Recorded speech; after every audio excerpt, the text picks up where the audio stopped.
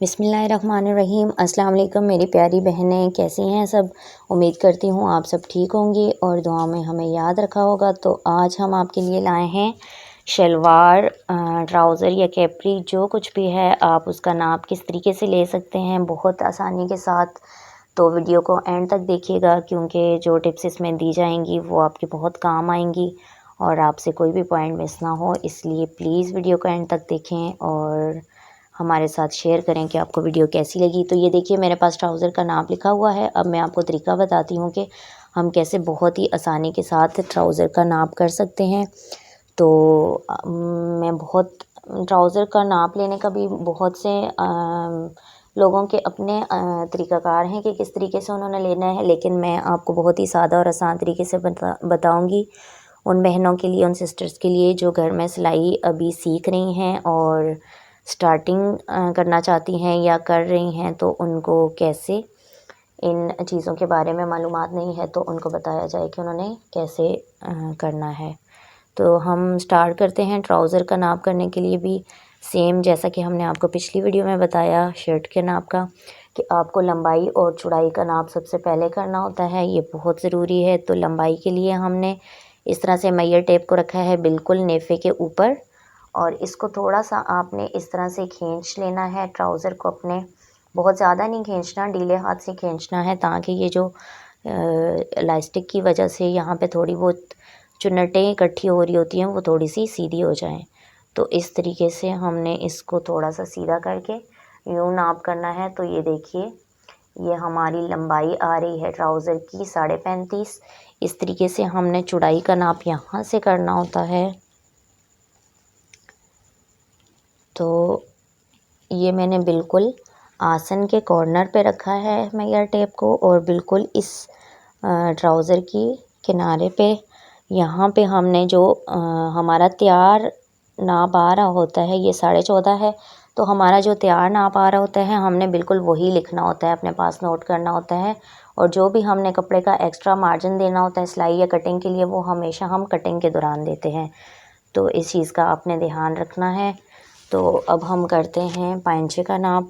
तो ये तो आपकी अपनी मर्ज़ी है कि आपने पाइंचा कितना रखना है, लेकिन नाप लेने का तरीका बिल्कुल यही है कि आपने इस तरीके से मैयर टेप को रखना है और पाइंचे का नाप करना है। तो ये देखें ये 6.25 आ रहा है। आप चाहें तो इसको कम या ज़्यादा कर सकते हैं, वो आपकी अपनी मर्ज़ी पे डिपेंड करता है।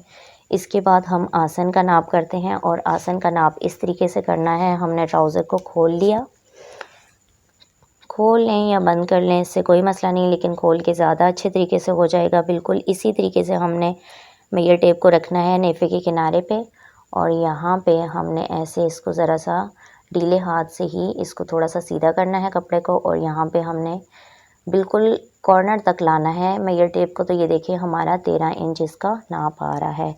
उसके बाद हमने अपने ट्राउज़र के इस पार्ट की मेजरमेंट करनी है। तो ये हमारा ये जो पार्ट होता है ये ट्राउज़र के इस पार्ट से ये आसन वाले घेर की निस्बत थोड़ा सा 1 या 2 इंच थोड़ा सा कम होता है इस हिस्से की निस्बत। तो यहाँ से हमने नाप ऐसे करना होता है कि आप इसको यूँ खींचेंगे इलास्टिक को तो ये आपसे सही नहीं होगा। थोड़ा सा यूँ नीचे इसको यहाँ पे मैयर टेप को रखेंगे और इस सिलाई तक बिल्कुल जो सेंटर की हमारी सिलाई होती है आसन की, इस सिलाई तक आपने इसको यूँ कपड़े को खोल के तो ऐसे आपने नाप कर लेना है। तो ये देखिए आसन की निस्बत यहाँ पे हमारा जो नाप आ रहा है वो 12.5 आ रहा है। तो आपने यहाँ से इसको 12.5 नोट कर लेना है।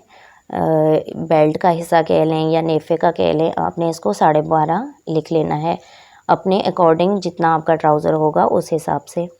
इसके बाद हमने कर लेना होता है जी हमारी इलास्टिक का नाप। तो ये तैयार नाप है, ये इस तरह से हम रखेंगे, इसको बिल्कुल भी खींचना नहीं है, इसी तरीके से रखना है। तो ये हमारा आ रहा है तैयार नाप 9.5।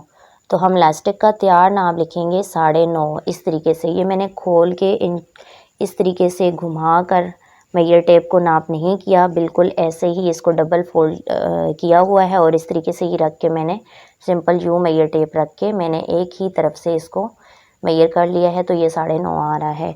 बाकी चीज़ें मैं आपको कटिंग की या स्टिचिंग की वीडियोस में समझाऊंगी कि हमने ये इलास्टिक कितनी रखनी होती है, किस तरीके से रखनी होती है, ये चीज़ें आपको इंशाल्लाह नेक्स्ट वीडियोस में मिलेंगी। तो यहाँ से जो ट्राउज़र का ये जो हिस्सा होता है, इसको हमें मेजर करने की ज़रूरत नहीं होती, हम इसके अकॉर्डिंग ही इसकी शेप देते हैं, तो वो आपको आइंदा कटिंग की वीडियोस में मिलती रहेंगी।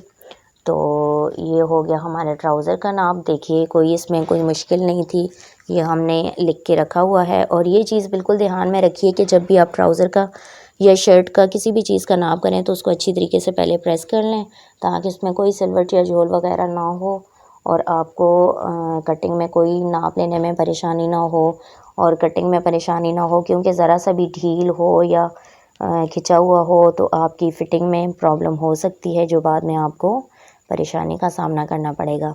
तो ये इस तरीके से हमारा ट्राउज़र का नाप हो गया। ट्राउज़र हो, शलवार हो या किसी भी किस्म की कोई पैंट हो, कुछ भी हो, नाप लेने का तरीक़ाकार यही होता है। तो उम्मीद है आपको आज की वीडियो अच्छी लगी होगी। अगर अच्छी लगी है तो प्लीज़ लाइक कीजिएगा, शेयर कीजिएगा और हमें कमेंट्स में अपनी राय का इज़हार ज़रूर कीजिएगा। तो ये देखिए, ये हमारे पास ये शलवार का नाप सेम तरीके से लेकर लिखा हुआ है। तो ये आप देख सकते हैं और स्क्रीनशॉट लेना चाहें तो ले सकते हैं। तो इजाज़त दीजिए। अल्लाह हाफ़िज़।